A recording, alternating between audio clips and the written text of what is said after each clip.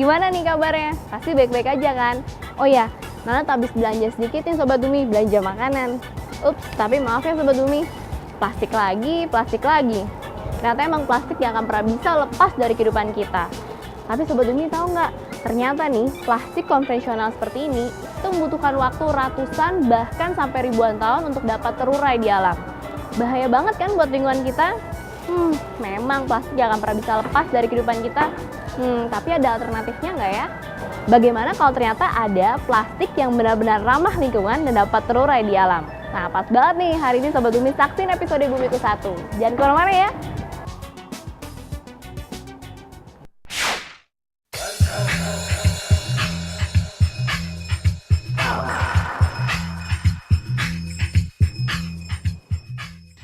Sobat Bumi, hidup di zaman serba canggih saat ini, kita nggak bisa menghindar dengan teknologi dan inovasi.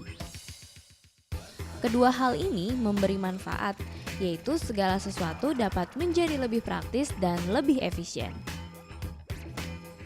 Plastik pun menjadi ikon atau penanda majunya zaman. Setuju? Di mana-mana ada plastik untuk kemasan, produk rumah tangga, bahkan sampai berbelanja. Ada perubahan kebiasaan nih Sobat Bumi, sadar nggak? Kalau dahulu sebelum plastik populer, orang yang berbelanja ke pasar selalu membawa tas belanja sendiri. Nah, kalau sekarang orang yang berbelanja malas membawa tas belanja karena pasti deh ada bonus kantong plastik atau kresek dari penjual. Kresek memang praktis. Namun Sobat Bumi pasti sudah tahu kan kalau lembaran plastik ini tergolong dalam sampah anorganik yang lama terurai dan pastinya mencemari lingkungan. Umumnya kresek terbuat dari minyak bumi atau petrol. Waduh, masa untuk urusan kecil kantong belanja kok masih memakai petrol ya? Benar-benar terkuras dong minyak bumi kita.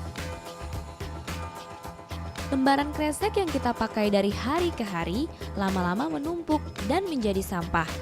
Data yang pernah diteliti oleh Greeneration Indonesia, 700 sampah kantong plastik dihasilkan setiap orang dalam setahun.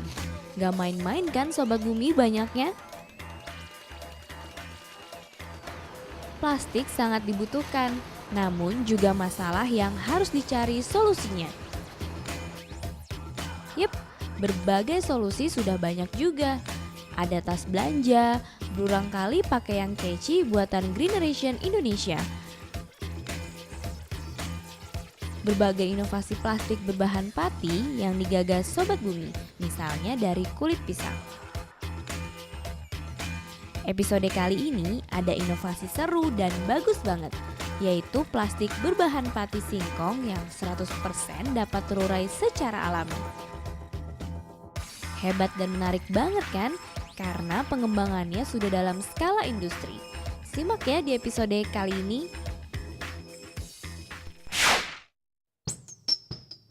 Sobat Bumi. Nih Sobat Bumi, Nadia ada contoh dari plastik NV Plus-nya. Kalau dilihat memang bentuknya beda banget sama plastik konvensional. Dia teksturnya lebih lunak Sobat Bumi. Dan lebih jelasnya lagi Sobat Bumi, di plastik ini ada keterangannya loh, bahwa plastik ini terbuat dari pati tapioka. Dan dia juga bisa terurai dengan bantuan mikro dan makroorganisme, serta mudah hancur nih Sobat Bumi di air yang panas. Nah, ensipas ini juga menghasilkan karbon dioksida dan air, serta dia juga bisa larut Sobat Bumi di air yang panas. Dan aman juga loh untuk biota-biota air seperti ikan, siput. Jadi kalau makannya tenang aja Sobat Bumi, aman. Dan yang lebih pentingnya lagi, oke banget buat tanah karena bisa menghasilkan kompos. Nah, untuk tahu lebih lengkap lagi nih, kita bakal ngobrol sama produsen dari NV Plus, yaitu Bapak Herman Mulyana dari PT Interaneka Lestari Kimia. Saksiin ya.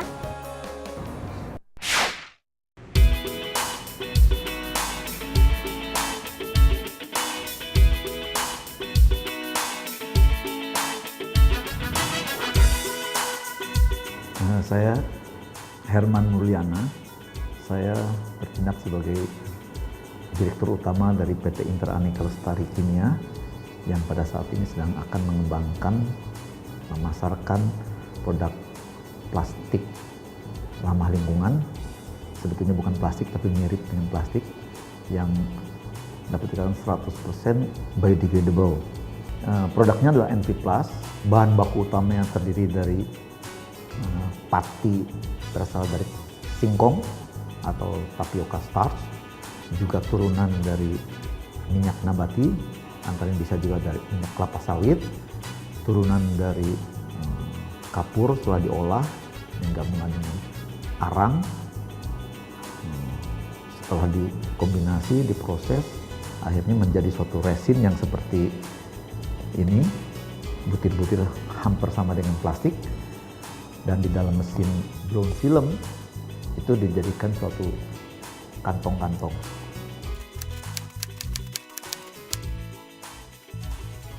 Sebenarnya ini kaitan dengan idealisme juga. Sejak lama saya sering baca di koran atau di laporan-laporan majalah bahwa minyak bumi ini dalam waktu dekat akan segera habis. Ya mungkin dekat dalam 20 tahun atau 30 tahun itu pasti akan habis. Sedangkan dunia ini masih panjang. Kalau semuanya pada saat minyak bumi habis, kira-kira apa yang akan terjadi?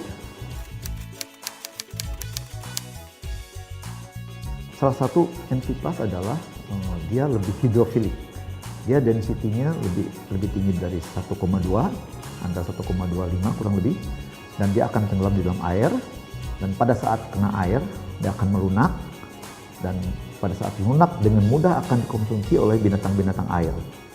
Di alam dia akan terpecah apakah oleh bakteri ataupun dikonsumsi oleh binatang-binatang darat kecil, antara lain seperti serangga atau cacing dan sebagainya. Saya melihat perkembangan di dunia ini pada saat ini sudah banyak negara yang sudah sadar bahwa kantong plastik itu menjadi masalah yang sangat besar, terutama terhadap lingkungan, karena memang membutuhkan waktu yang sangat lama untuk pecah. Sobat Umi, ternyata awal pembuatan dari plastik ini itu dari resin. Nah, resin NP+ ini terbuat dari pati tapioka, singkong, jagung, kelapa sawit, kapur, juga arang. Nah, Sobat Umi, dari resin tadi itu akan dicetak menjadi lembaran plastik yang kita sebut film. Menarik banget ya. Kita bakal lihat nih langsung proses pembuatannya dari pabrik di segmen Kelak-Kulik.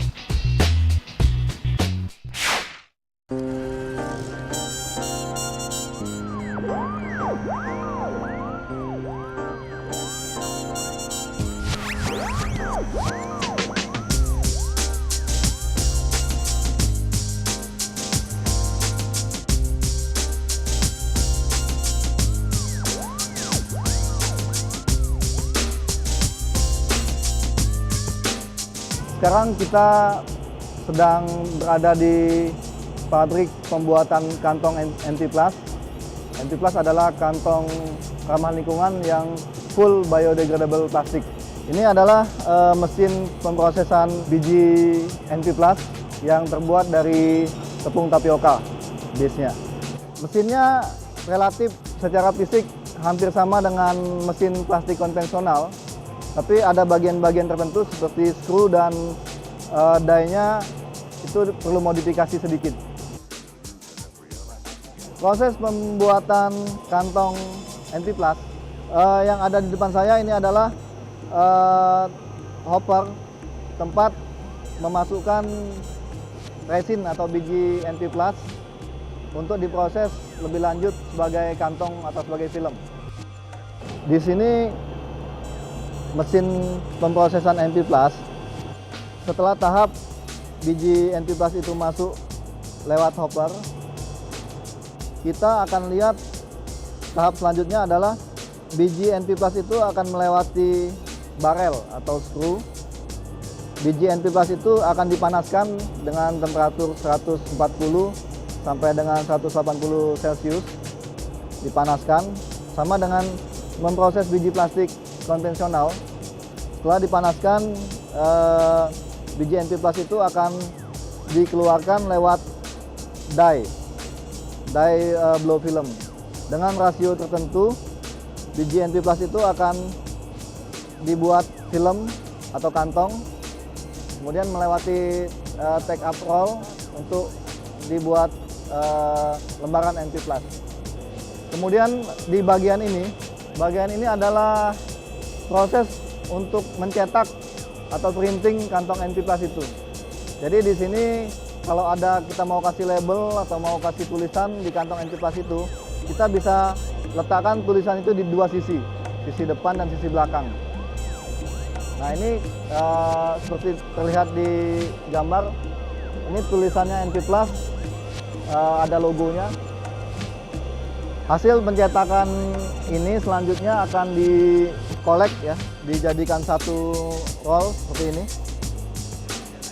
Pada saat rollnya sudah banyak, sudah penuh, nanti roll itu akan diambil dan digantikan sama roll yang baru.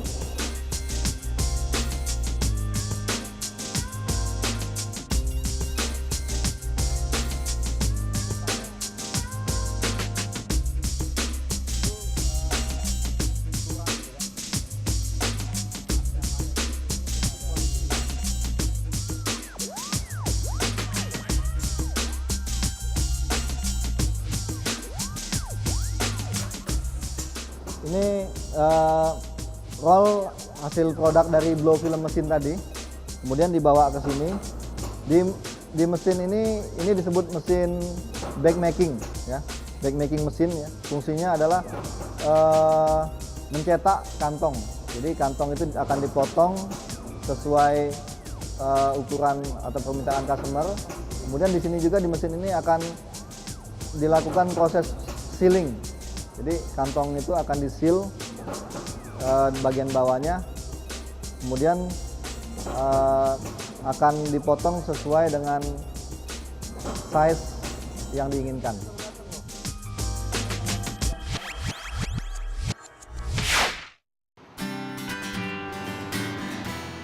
Sobat Bumi, plastik yang ada saat ini beragam banget. Mulai dari yang konvensional, setengah ramah lingkungan, dan benar-benar ramah lingkungan. Bingung? Ini dia info lengkapnya dari nvplus.co.id. 1. Plastik konvensional. Polyolefin yang dibuat dari proses polimerisasi etilen atau propilen, produk hasil pengolahan minyak bumi, terdegradasi dalam waktu ratusan tahun bahkan ribuan tahun. 2. Kombinasi plastik konvensional dan starch atau pati sebagai upaya mendapatkan plastik yang lebih ramah lingkungan. Penyusunnya yaitu berupa PE plus starch, polyester plus starch, PVA plus starch, EAA plus starch. 3. Plastik oxo-degradable PE. Pembuatannya dilakukan dengan cara menambahkan kepada plastik konvensional atau polyethylene sebanyak 1-3% aditif prodegradan yang akan mempercepat proses oksidasi polimer dengan pengaruh utama panas dan sinar ultraviolet. Aditif oksodegradan ini hanya memicu pemecahan lembaran plastik secara fisik setelah kontak dengan air dan sinar matahari menjadi partikel-partikel kecil yang bisa dimakan oleh mikroorganisme. Plastik ini tidak akan pernah terdekomposisi oleh mikroorganisme. Oleh karena itu, lebih tepat bila proses ini disebut disintegration daripada biodegradation. 4. Plastik yang paling ramah lingkungan adalah plastik alternatif yang disebut biodegradable. Dibuat dari material yang sebagian besar bersumber alami yang tidak terputus persediaannya dan dapat dengan mudah terdegradasi secara alami. Sobat Bumi, kalau NV Plus masuk dalam kategori yang terakhir, bahan utamanya dari pati tapioka singkong. Lebih ramah lingkungan jika dibanding pati tanaman pangan lainnya yaitu kentang dan jagung yang juga populer untuk bahan plastik. Singkong untuk penanamannya tidak membutuhkan perlakuan khusus. Cukup tanam batangnya, lalu setelah 3 bulan dapat dipanen. Nggak perlu dipupuk, pestisida, dan perlakuan khusus lainnya. Hal ini beda banget dengan kentang dan jagung yang butuh banyak pupuk, pestisida, dan perlakuan khusus. Plus, jagung dan kentang termasuk pangan populer dan permintaannya mendominasi. Sudah lengkap infonya dan sudah tahu kan plastik yang benar-benar ramah lingkungan. Bijak pakai plastik ya Sobat Bumi.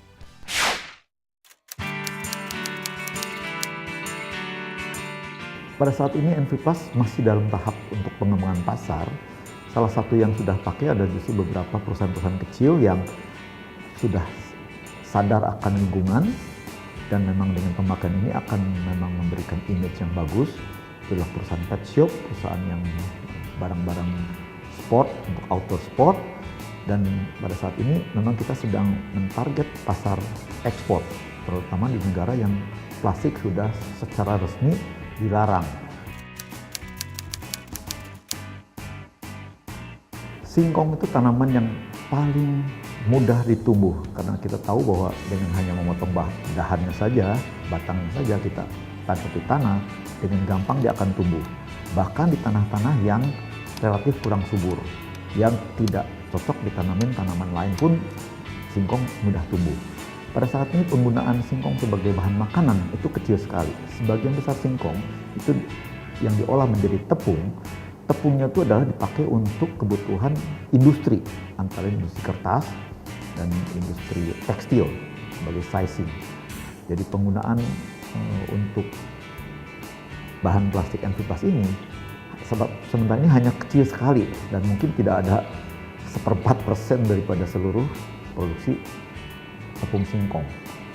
Jadi saya kira kalau pada saatnya nanti butuh banyak, itu dengan mudah akan ditumbuhkan oleh petani-petani karena mereka akan dapatkan manfaat ekonominya juga. Kalau memang benar bisa tembus di pasar dunia dan menjadi suatu tren, teknologi ini mungkin bisa disebarkan seluruh dunia, artinya bisa membawa manfaat buat seluruh dunia, bukan hanya saja buat negara Indonesia, tapi untuk seluruh dunia.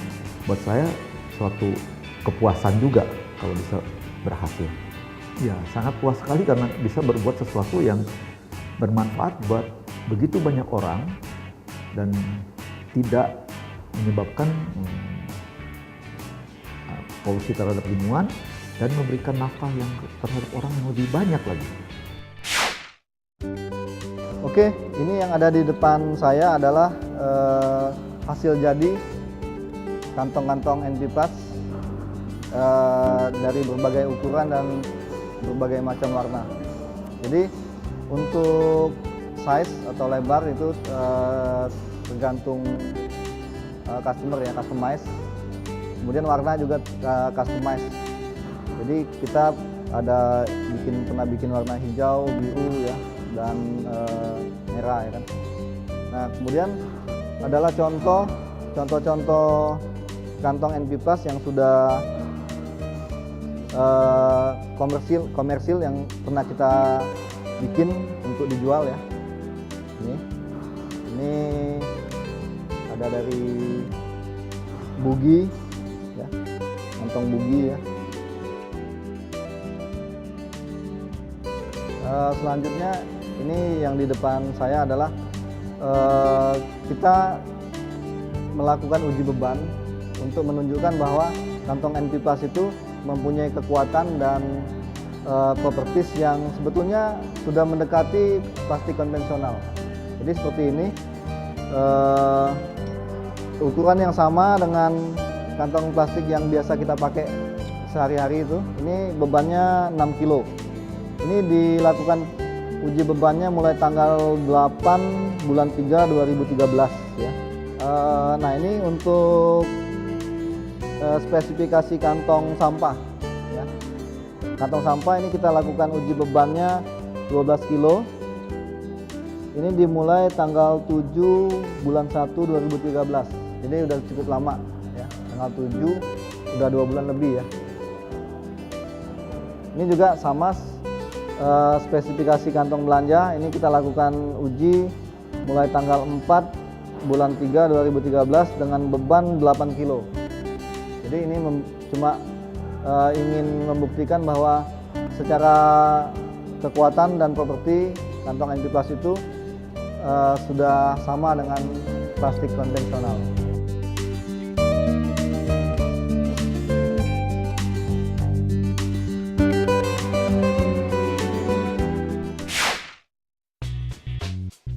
Sobat Umi, ternyata selain jagung, singkong, dan kelapa sawit, ada nih bahan alami lain yang dapat dibuat menjadi plastik alternatif. Di Bologna, Italia, tepatnya di perusahaan